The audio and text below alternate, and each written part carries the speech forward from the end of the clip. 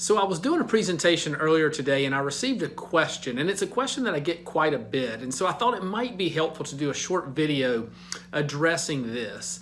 And the question was, what happens to somebody's monthly service fee within a continuing care retirement community, or a life plan community, as they're sometimes called?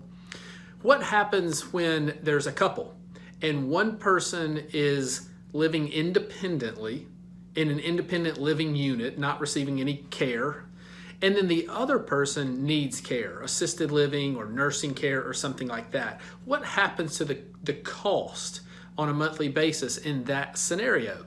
Now, if you don't already know what a continuing care retirement community is, and you don't understand the different types of models, the pricing or contract models, then you need to stop the video now, go to our website, myLifeSite.net, and learn about that first, then come back.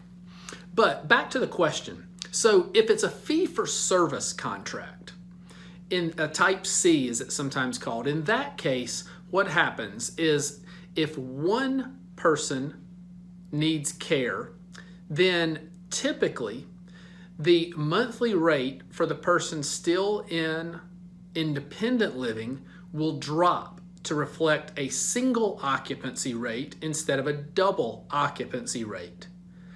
Then there will be an additional cost for the other person who is now receiving care.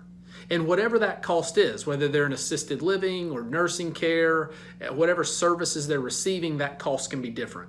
So, in other words, or in summary, the person in IL, their cost is going to drop to reflect single occupancy instead of double occupancy, but you're going to have the added cost now of the person receiving care, depending on what level of care. Now, let's suppose it's a life care community, okay, which is a little different from a fee-for-service or a type C community.